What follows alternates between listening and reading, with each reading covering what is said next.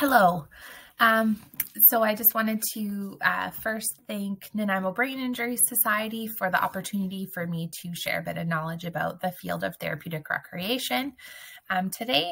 So my name is Lyndsay. I am a recreation therapist and a certified recreation therapist. I currently work for the Vancouver Island Health Authority as a recreation therapist, and I also teach in the Vancouver Island University Activity Assistant Program or Certificate Program. And so I'm hopeful that today we'll just give a bit of an overview on the field of recreation therapy and give you some resources if you're interested to learn a little bit more about the field. So hopefully by the end of today's presentation, you will understand the role of a recreation therapist, the scope of practice for a recreation therapist, the 5 domains of well-being as it relates to recreation therapy, and the API process, which is the assessment, planning, implementation, and evaluation process as it relates to the field, and a few examples of how a recreation therapist might assist a client, and understanding how to become a recreation therapist. So, and where to find out more information about the field. So we'll start off with a definition of recreation therapy. I took this from the BCTRA, which is the British Columbia Therapeutic Recreation Association website. And so it states that therapeutic recreation is a person-centered health care profession that employs evidence-informed leisure and recreation interventions to improve and maximize health, physical function, social and emotional well-being, and overall quality of life. Therapeutic recreation practitioners focus on people's interests and strengths and are dedicated to working collaboratively with individuals to assess and plan interventions that will help them reach their goals, increase their wellness, independence, level of social connection, and involvement in the community. And so I think that I really wanted to focus on the fact that recreation therapists focus on strengths and interests. So those are really the focuses of a recreation therapist. I also like to say that we are joy finders. So we find what brings people joy and use that joy for individuals to help with their overall well-being and aid in their recovery. So for the scope of practice, so much like other allied health professionals, such as occupational or physical therapists, we have a scope of practice that we work within. So again, from the BCTRA website, it states that recreation therapists use personalized, planned, and purposeful recreation and leisure activities as interventions to develop physical, cognitive, social, emotional, and spiritual skills, facilitate practice of these skills in real-life situations in the community. So that community integration piece is a really important part of what a recreation therapist's role is. To facilitate and guide a positive appreciation of leisure experiences. So really trying to make those leisure experiences as positive as possible. And also facilitate expression of positive emotions, as well as support an individual's achievement of rehab and health goals, and of course, assist in the development of a sustained and positive lifestyle change through recreation activities. So where do recreation therapists work? So recreation therapists work in quite a few different places. On Vancouver Island, there isn't many recreation therapists, and just due to the demographic of the island, you tend to see recreation therapists working in long-term care or assisted living or adult day programs. However, there are recreation therapists scattered across Canada as well as the United States and other parts of the world. And so you might see recreation therapists working in community centers, in schools, in hospice environments, children's hospitals, correctional facilities, as well as hospitals, addiction and mental health programs and facilities. And I'm very pleased that Celine Lincoln, who is a recreation therapist, will be joining the Nanaimo Brain Injury Society to be leading or facilitating the new ABI wellness program.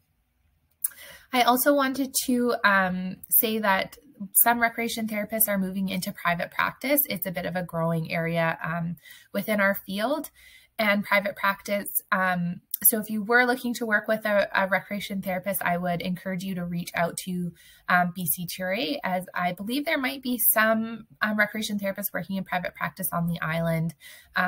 So I would connect with them if you're looking for some contact information. So in terms of the 5 domains of well-being, this is really important to recreation therapists as we really focus on the whole person. And we believe that each one of these domains is just as important as the next. So where I think in the past, we used to think that physical well-being, if somebody was physically well, that meant that they were well. However, we know that overall well-being is so much more than that. So I am going to talk about each of the different domains as it relates to recreation therapy. So I will start with physical well-being. And of course, there is definitely a place to ensure that everybody is physically well. We know the people who are active tend to, if you're active, it can reduce many people's risk of health-related diseases and ailments. And so recreation therapists absolutely can lead individual or group programs that work on our physical well-being. Lots of recreation therapists are skilled at leading Tai Chi, aquatic programs, walking programs, seated and group exercise programs. And lots of recreation therapists will also, pursue different certifications in these areas to even help their clients more, depending on what the program might be. And so social well-being. So social well-being is important because we know that social health is as important as physical health. Individuals who are chronically lonely report, higher levels of depression, research is starting to say, and other diseases. So it's really important for everybody to be connected with a strong social support network and have some, good outlets for their social connections. Luckily for recreation therapists, often a lot of our social connections come around leisure experiences. So leisure is a really great way to form and practice and maintain social connections.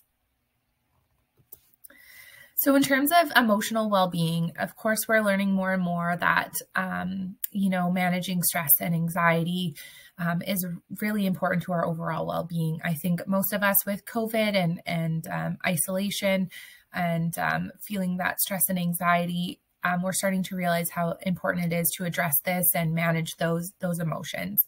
So a recreation therapist, for example, might help somebody manage their stress. For example, if somebody a client is dealing with a challenging chronic diagnosis, a recreation therapist might chat with them, learn about their interests. They might encourage them to start journaling if that's something that is of interest to them. They also might help them connect with a support group. They might help them deal with teach them some mindfulness techniques that can help them manage their stress. So these are all ways that a recreation therapist might help with their emotional well-being and help them build those emotional, skills. And of course, cognitive well-being, we know that, how people process and understand the world, share knowledge is really important, maintaining short and long-term memory. So recreation therapists, especially recreation therapists who work with seniors, spend a lot of time maintaining cognitive well-being. So, doing certain cognitive games such as mind games and that kind of a thing to really focus on that short and long-term memory. And of course, spiritual well-being. So I think we often used to confuse, at least I know I did, spiritual well-being with our religious affiliation. But I think we're starting to understand more that it's really important with spiritual well-being. It means that you have a purpose and meaning to your life. You understand your beliefs and values and feel connected to the world around you. And that having a clear understanding of that and our values really can lead to our spiritual well-being and ensuring that we're feeling well in that area.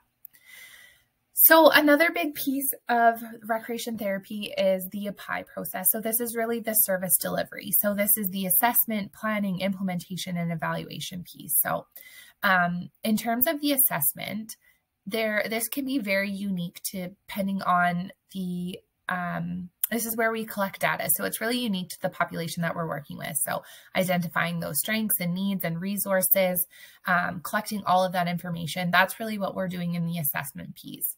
And then in the planning piece is when we're looking at the who, what, where, when, and why. So what are we doing? Why are we doing it? Where are we doing it? How, when, do we have the resources? So that's really the big planning piece.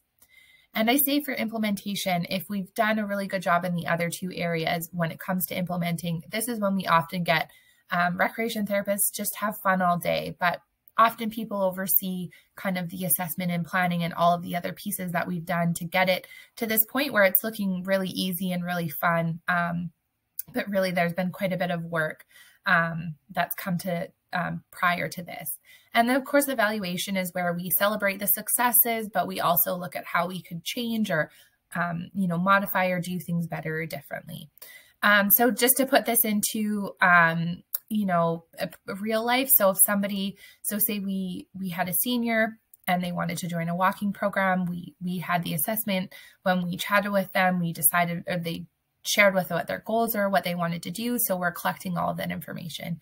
In the planning is when we're looking at where and when and, where are we doing this walking program? How long are they walking?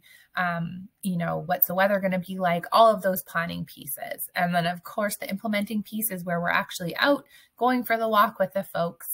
And then at the end, we would be having that connection with the individual to see how that experience was. Could they walk further? Do they need to walk shorter?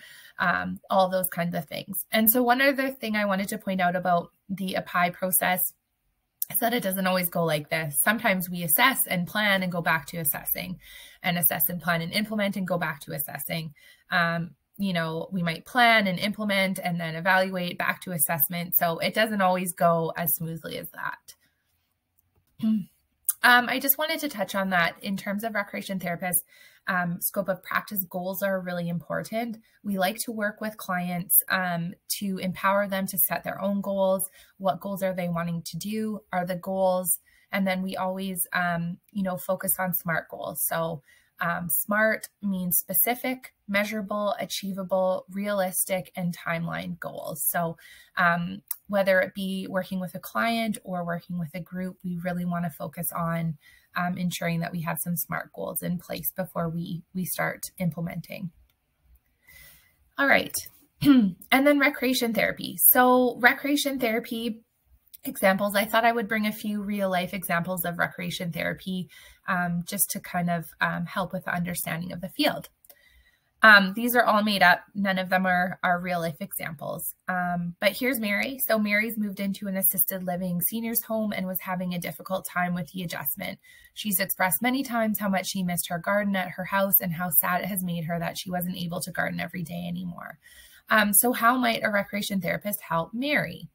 So once the recreation therapist gets the referral and goes to chat with Mary, they decide, they acknowledge the loss of her garden and how difficult that must be. And then they're going to problem solve together how they might be able to bring a garden to Mary. So the recreation therapist might be able to find an area at the site of the senior's home where Mary would be able to go out and garden. And through that, they might also introduce Mary to some other individuals who are interested in gardening, with the goal ultimately of trying to help Mary with this adjustment to moving into a new home.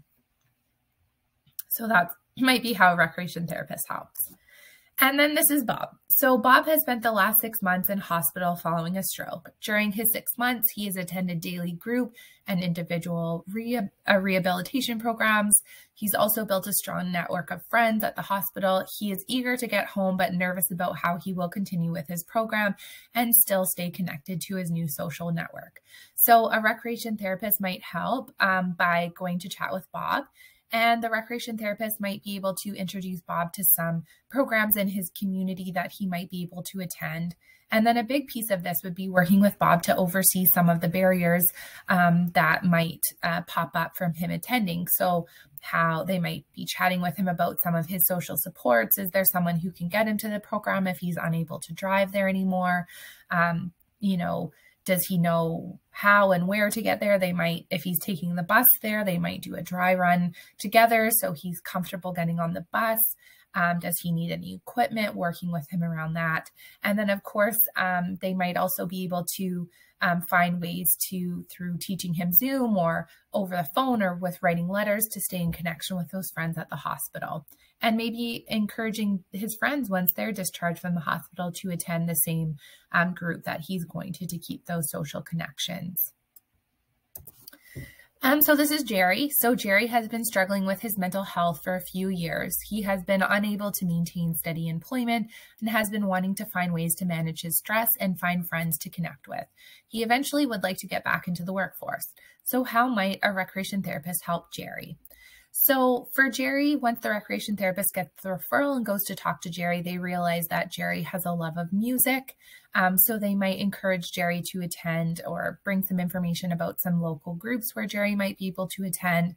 They might find some volunteer advertisements around someone who, looking for someone who could play music, and maybe through that experience of volunteering, if that's working well for Jerry, that might transition into some sort of a work experience. So that's kind of just a simplified way of how a recreation therapist might work with Jerry. And now we have Tommy. So Tommy has recently been diagnosed with ADHD, and his parents have been worried that he is struggling to connect with other children his age and maintain friendships. So a recreation therapist might get this referral and chat with Tommy and his parents, and they might try and utilize some fun games around Jerry's interests. So maybe it's superheroes, to work with Jerry on some of his social skills. So sharing and talking in a calm voice and taking turns and all of those kinds of things. So the recreation therapist might use some leisure opportunities to introduce Jerry to some important skills around social connections. And so how does one person become a recreation therapist? So for the purpose of this, I'll say there are diploma programs, but to become a recreation therapist, you need to complete a bachelor's degree at a recognized college or university, as well as finish a 560-hour internship. So many recreation therapists also choose to pursue certification through the National Council of Therapeutic Recreation, so the NCTRC. So a CTRS, a Certified Therapeutic Recreation Specialist, is an individual who's completed their degree as well as a 560-hour internship and has challenged the certification exam, has passed it. They're doing lots of continuing education. I believe it's 50 units every 5 years, as well as adhering to all of the standards of practice set out through the NCTRC to ensure that they're practicing within their scope of practice. So if you have listened to this chat and are interested in learning more about recreation therapy, I encourage you to connect with or visit the website of BCTRA. That is the British Columbia Therapeutic Recreation Association, so our provincial organization, as well as CTRA, which is the Canadian Therapeutic Recreation Association, so for Canada. There is also a podcast, if you're a podcast listener, called Canadian Recreation Therapy, a Canadian Perspective, where there are a Douglas College graduate interviews many different recreation therapists across Canada, and it gives a good look into the field. And finally, I just thought I would share this quote, which has really guided my practice throughout the years, and I just thought I would end this presentation and share it. So the word recreation is really a very beautiful word. It is defined in the dictionary as the process of giving new life to something, of refreshing something, of restoring something, and this something, of course, is the whole person. So I think this just speaks to how important recreation is, and how it can really just help people reach their best and all their potential. So I'll just finish by leaving up some references that I use for this presentation. But again, if you are wanting to reach me, I encourage you to connect with Nanaimo Brain Injury Society, and they'll be able to put you in touch with me. In the meantime, I just want to thank Nanaimo Brain Injury Society for the opportunity for me to present and share some information about the field of recreation therapy. So I hope you all have a wonderful day. Thank you.